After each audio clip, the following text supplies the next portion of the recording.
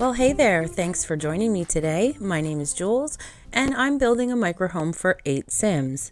Now, you might be asking yourself, why on earth would you want to shove 8 Sims into a microhome? And the answer is, of course, I don't. Or at least, I didn't.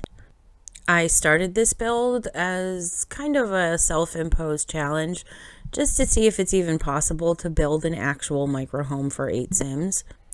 But as I was working on it, I did start to come up with some interesting gameplay ideas. Because let's face it, if the gameplay isn't chaotic enough to trigger my anxiety, well then it's just boring, isn't it? So if you're the type of simmer who likes watching your Sims complain all the time and wave their hands in the air like they just don't care, then this might be the house for you. It's probably not going to be the ideal house for your stereotypical 2 parents, 2.5 kids family gameplay. I mean, there's no double bed, so unless you want to play I Love Lucy style, things could get a bit awkward. On the other hand, it could work out for a single family household. I mean, just think how quickly the matriarch in your 100 baby challenge could seduce her donors.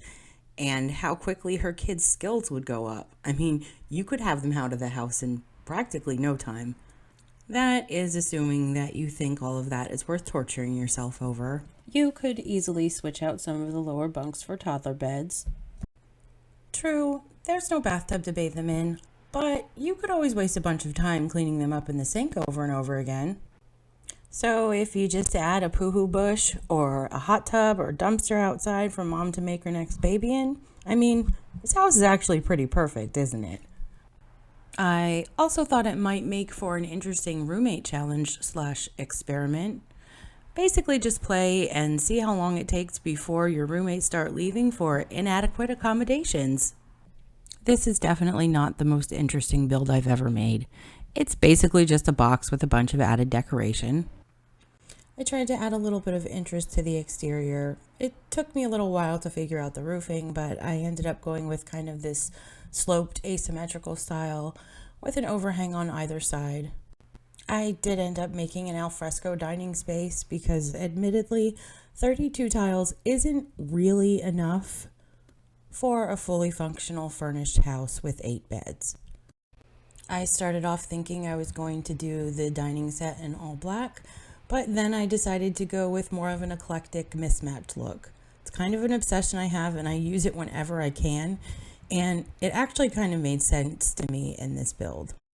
In my mind, maybe all the roommates went in together on a table, and then they all just went out individually and bought their own chair.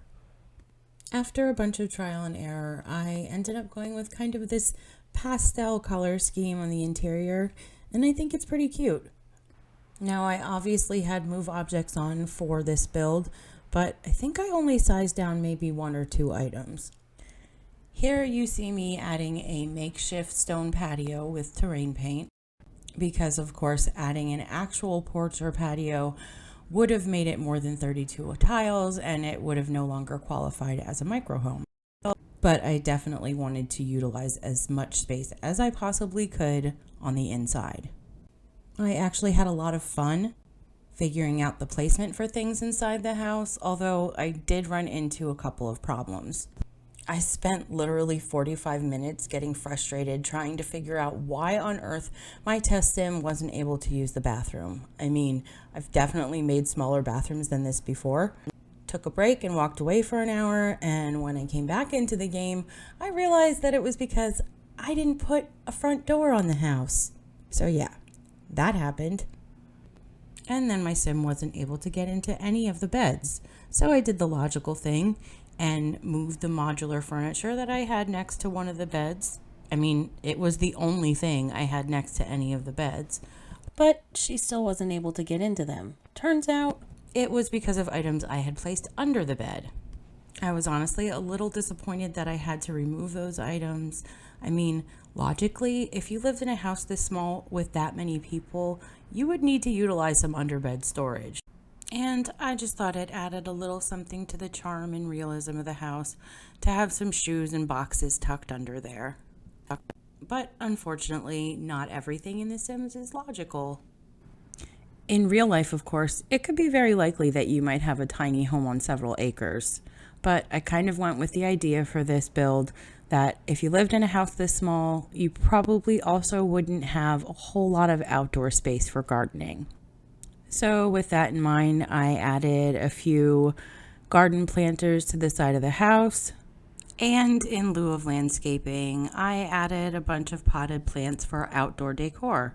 In the future, I really would like to try making a micro home with a double bed for a family of 8. I think that might actually be a bit more of a challenge. I'm not entirely sure exactly how I would place things. Please let me know if you've ever built a micro home for 8 Sims and how that worked out, or if you're thinking about giving it a try in the future. I would love to see how other people were able to use such a small space creatively.